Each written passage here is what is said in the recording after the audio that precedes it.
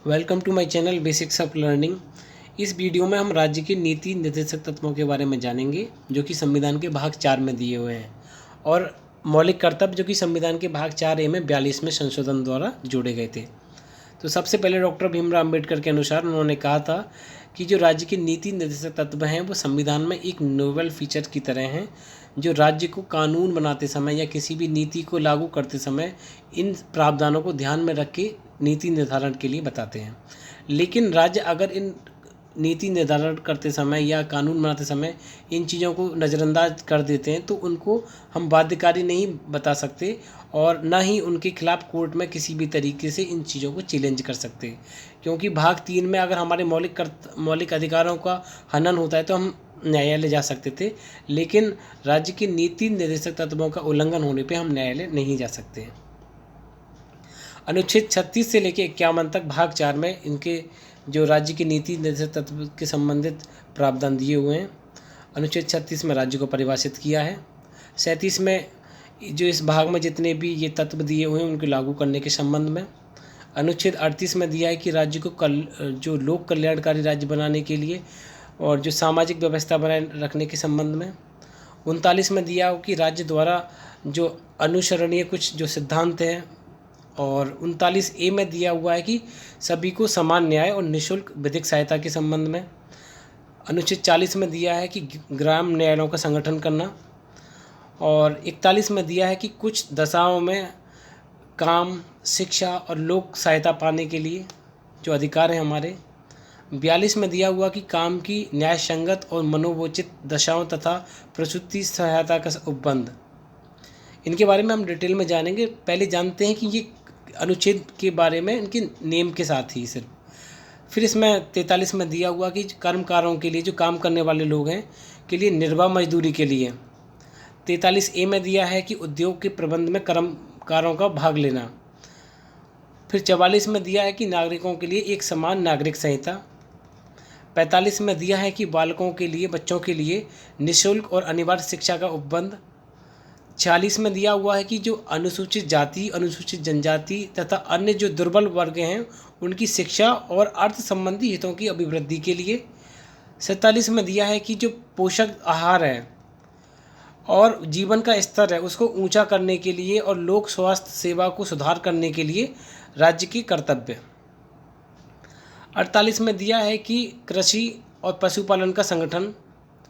48A में दिया है कि पर्यावरण का संरक्षण और सर्वधन और वन के संबंध में। अब 49 में राष्ट्रीय महत्व के जो स्मारक हैं, स्थान हैं, वस्तुएं, उनका संरक्षण। और 50 में दिया हुआ कि कार्यपालिका जो किसी भी, मैंने बताया एग्जीक्यूटिव के लिए कि जो कार्य क्रियान्वयन के संबंध में इनके कार्य दिए हुए हैं। न्यायपालिका के जिनका न्याय से संबंधित या किसी भी संवैधानिक अधिकार या किसी भी संवैधानिक मशीनरी के फेल होने की वजह से जो भी उनकी ड्यूटी असाइन की गई हैं और जस्टिस डिस्पेंसेशन करने के संबंध में, न्याय व्यवस्था बनाने के लिए, उनको एक दूसरे से पृथक करने के लिए, कार्यपालिका को न्यायपालिका से पृथक रखने के लिए। और 51 में दिया हुआ कि अंतर्राष्ट्रीय शांति और सुरक्षा की अभिवृद्धि के लिए, बनाए रखने के लिए। तो हम इन सभी आर्टिकल्स को आगे इस स्लाइड्स में डिटेल में जानेंगे और इनका एक क्लासिफिकेशन भी किया हुआ है। जो राज्य के नीति निर्देशक तत्व हैं इनको 3 भागों में क्लासीफाई भी किया गया है। एक सोशलिस्ट ऑर्डर के हिसाब से, एक गांधीयन ऑर्डर के हिसाब से, और तीसरा लिबरल इंटेलेक्चुअल ऑर्डर के हिसाब से। सबसे पहले हम इसका एक ऐतिहासिक पृष्ठभूमि जानते हैं कि ये आयरलैंड के संविधान से लिया गया, और जो डॉक्टर भीमराव अम्बेडकर जो ड्राफ्टिंग कमेटी के चेयरमैन थे, उन्होंने जितने भी ड्राफ्ट कॉन्स्टिट्यूशन बनाए थे उन्होंने सभी ड्राफ्ट कॉन्स्टिट्यूशन में राज्य की नीति निर्देशक तत्व और मूल अधिकारों को रखा, क्योंकि उन्होंने इनको एक अहम जगह दी संविधान में कि हर ड्राफ्ट कॉन्स्टिट्यूशन में उनको रखा गया। और उन्होंने बताया था कि राइट्स उन्होंने 2 तरीके के दिए थे। जस्टिसिएबल राइट्स जिनको भाग 3 में रखा गया था, जिनको इन्फोर्स कराया जा सकता है उनके उल्लंघन होने पे न्यायालय में जाके, और नॉन जस्टिसिएबल राइट जिनको उन्होंने राज्य की नीति निर्देशक तत्व की तरह भाग 4 में रख दिया था। फिर इनके फीचर्स जानते हैं, इनकी खासियत क्या है। भाग 4 में दिए हुए हैं, अनुच्छेद 36 से 51 तक हैं जो अभी हमने पढ़ा था। नॉन जस्टिसिएबल है, जिसका मतलब है इनका अगर उल्लंघन कर दिया जाता है, जो 36 से 51 तक के संबंध में जितने भी प्रावधान थे भाग 4 के, अगर इनमें से किसी का भी उल्लंघन राज्य द्वारा किया जाता है तो हम कोर्ट नहीं जा सकते उस चीज़ को चैलेंज करने के लिए। ये आर्थिक और सामाजिक न्याय स्थापित करता है और सरकार को शासन करने के लिए एक गाइड देता है। और ये आइलैंड से हमने बोरो किए थे। और एक इंस्ट्रूमेंट ऑफ इंस्ट्रक्शंस, और ये इंस्ट्रक्शंस की तरह है जब भी किसी भी पॉलिसी को बना दिया जाता है उसके संबंध में। इसके द्वारा नागरिकों को सामाजिक, आर्थिक, नैतिक और राजनीतिक प्रगति हो, इसके संबंध में सभी उपबंध हैं। और ये जो राज्य की नीति निर्देशक तत्व हैं, ये व्यवस्थापिका जो कि कानून बनाने वाली एक संस्था है, और कार्यपालिका जो उसको लागू करने वाली संस्था है, इनके समक्ष रखे गए, क्योंकि ये देश के शासन में मूलभूत हैं। और जो भी राज्य की एक नीति होगी राज्य के संचालन के संबंध में, देश को चलाने के लिए, वो इन्हीं तत्वों पर आधारित होगी। और इसीलिए डॉक्टर भीमराव अम्बेडकर ने कहा था कि जो राज्य के नीति निर्देशक तत्व हैं उनका उद्देश्य अगर मैं बताऊं तो वो हमको एक राजनीतिक और एक आर्थिक लोकतंत्र की स्थापना करनी है। और उसके लिए जो राज्य के नीति निर्देशक तत्व हैं वो हमारे एक आदर्श के समान है। तो इनका जो उद्देश्य है राज्य के नीति निर्देशक तत्वों को राज्य को एक लोक कल्याणकारी राज्य बनाने के लिए है। और श्री के.टी. शाह ने भी बोला था इनके लिए कि जो राज्य की नीति निर्देशक तत्व हैं भाग 4 के, इनकी तुलना उन्होंने एक बैंक के चेक के समान की थी कि एक ड्यू डेट पे, आने वाली डेट पे जब राज्य सक्षम हो जाएगा तो इनको लागू भी करेगा। जैसे कि चेक जब पेबल हो जाता है उसको पे कर दिया जाता है, उसी तरीके से। इम्पोर्टेंस मैंने अभी बताया था कि ये राज्य को लोक कल्याणकारी राज्य बनाने के लिए और एक समता मूलक समाज बनाने के लिए, और जो लोगों की महत्वाकांक्षाएं हैं, लोगों की जो सरकार के प्रति जो ज़रूरतें हैं या जो भी उनकी आकांक्षा हैं उनको पूरा करने के लिए। कभी कभी ऐसा रहता है कि जो भाग 3 के जो अधिकार हैं और भाग 4 के जो नीति निर्देशक तत्व हैं एक दूसरे के साथ कन्फ्लिक्ट पैदा भी करते हैं, क्योंकि जो अधिकार हैं वो भाग 3 वाले वो नागरिकों को सशक्त करते हैं। नागरिकों के जो भी अधिकार हैं वो राज्य के विरुद्ध में है। हमने तब पढ़ा था कि एक राज्य को सीमित करते हैं, राज्य की शक्तियों को बहुत सीमित करते हैं मौलिक अधिकार। और दूसरा जो राज्य की नीति निर्देशक तत्व हैं वो राज्य को मजबूत करते हैं, मींस पार्लियामेंट को मजबूत करते हैं।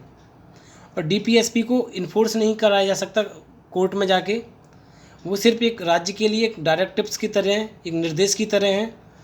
लेकिन अगर राज्य चाहे तो किसी भी डीपीएसपी का मतलब है यहाँ पर directive principle of state policy, अगर वो किसी को लागू करना चाहता है, जैसे कि उन्होंने लेबर से संबंधित प्रोविजंस को जो डीपीएसपी में थे उनको लागू करके कानून का रूप दिया, अधिकार बनाया, शिक्षा का अधिकार दिया, लीगल एड का अधिकार दिया। अगर इस चीज़ में अगर किसी भी डीपीएसपी को लागू करने में किसी भी फंडामेंटल एक्ट के साथ अगर कन्फ्लिक्ट जनरेट होता है, कन्फ्लिक्ट बनता है, तब पार्लियामेंट क्या कर सकती है उस कंटेक्स्ट में, क्योंकि पार्लियामेंट की जो शक्तियां हैं वो शक्तियां संवैधानिक दायरे में सिर्फ संविधान से संबंधित चेंज करने के लिए हैं। लेकिन न्यायालय की जो शक्तियां हैं, अगर किसी भी जो संवैधानिक जो संशोधन हुआ है अगर वो संविधान के विरुद्ध में है वो उसको चेक करती हैं, जो कि हमने आर्टिकल 13 में पढ़ा था। क्योंकि पार्लियामेंट ने अपने आप को सुप्रीम रखने की कोशिश की कई लॉ बनाते समय या किसी भी नीति को बनाते समय, और न्यायालय ने उस जो शक्ति से बाहर काम करने वाली जो नेचर था उसका पार्लियामेंट का, उसको समय समय पर लिमिट करने की भी कोशिश की। क्योंकि जो मूल अधिकार हैं वो व्यक्तियों के लिए हैं, जो नीति निर्देशक तत्व हैं वो राज्य के ऊपर हैं।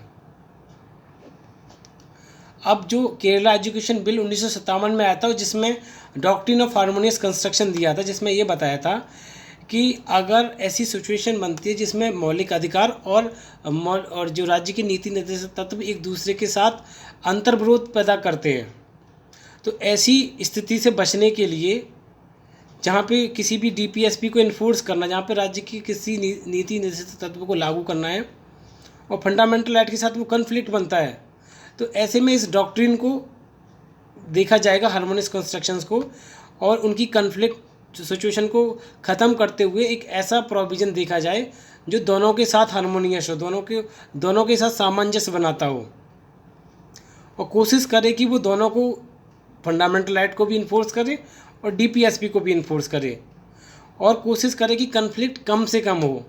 अगर फिर भी कन्फ्लिक्ट बनता है तो फंडामेंटल राइट्स को प्रीफरेंस दिया जाए।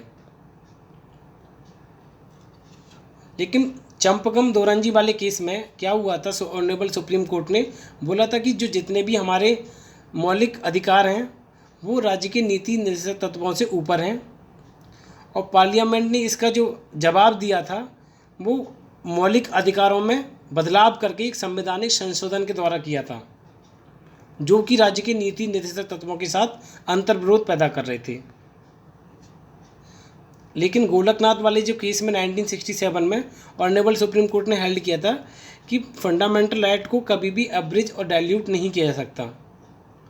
लेकिन 25 में संवैधानिक संशोधन द्वारा संविधान कॉन्स्टिट्यूशन में चेंज करके आर्टिकल 31C पार्लियामेंट द्वारा जोड़ा गया, जिसके 2 खंड थे, खंड ए, खंड बी।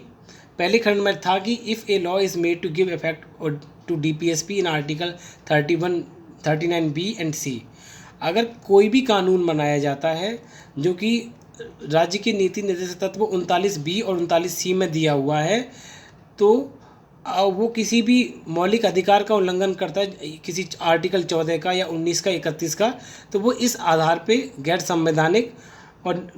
संवैधानिक नहीं बताए जाएंगे। और दूसरे खंड में था कि किसी भी कानून को जो ये कंटेन करता हो कि डीपीएसपी को इन्फोर्स करते समय 39B और C को, वो किसी भी न्यायालय में प्रश्न चिन्ह नहीं उठाया जाए। पार्लियामेंट की इस अमेंडमेंट पे कोर्ट में चैलेंज नहीं किया जाए। जो जुडिशियल रिव्यू की पावर होती है न्यायालय की, अगर किसी भी मौलिक अधिकार का हनन किया जाता है या संविधान के भाग 3 का या किसी भी ऐसे हिस्से का जो संविधान का जरूरी हिस्सा है उसमें अगर बदलाव किया जाता है, तो न्यायालय के पास शक्ति है कि उसको अनकॉन्स्टिट्यूशनल, गैर संवैधानिक घोषित कर दे। लेकिन केशवानंद भारती केस में 25 में संवैधानिक संशोधन को चैलेंज किया गया था, और इसमें बताया गया कि जो पार्लियामेंट हर चीज़ को अमेंड कर सकती है, लेकिन बेसिक स्ट्रक्चर, जो मूल ढांचा है संविधान का, उसको छोड़कर। और जो सेकंड क्लॉज था जिसमें न्यायालय की शक्ति को सीमित किया जा रहा था, उसको उन्होंने अनकॉन्स्टिट्यूशनल डिक्लेयर किया और बताया कि ये बेसिक स्ट्रक्चर के खिलाफ है। लेकिन जो पहला प्रोविज़न था जिसमें डीपीएसपी के संबंध में 39B और 39C के संबंध में अगर ये आर्टिकल 14 और 19 और 21 का 14, 19 और 31 का उल्लंघन करते हैं तो इनको अनकॉन्स्टिट्यूशनल डिक्लेयर नहीं किया जाएगा। तो पार्लियामेंट ने इसका जो रिएक्शन दिया था वो 42 में संविधान संशोधन के माध्यम से दिया था, और उन्होंने कहा कि जो भी कोई भी लॉ को संविधान में जो भी लॉ को पास किया जाएगा डीपीएसपी के प्रोविजंस को लागू करके, तो उसको चैलेंज नहीं किया जाएगा।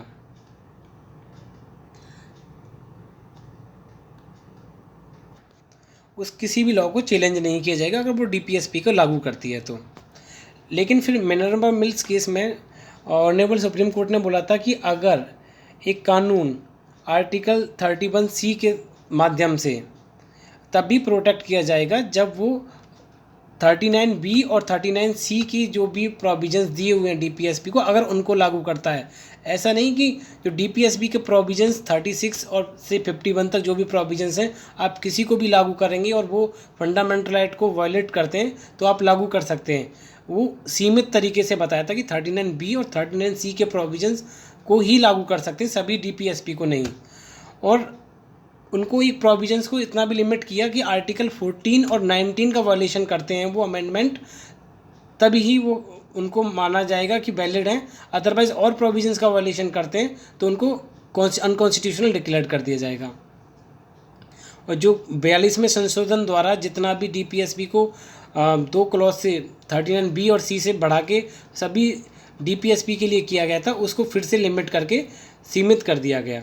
और जो आज इसकी प्रेजेंट पोजीशन ये है कि जो हमारे राज्य के नीति निर्देशक तत्व हैं 39B और C में, उनको बस अनुच्छेद 14 और 19 के ऊपर रखा गया है और बाकी के जितने भी प्रोविजंस हैं वो मौलिक अधिकार के बाद में आते हैं।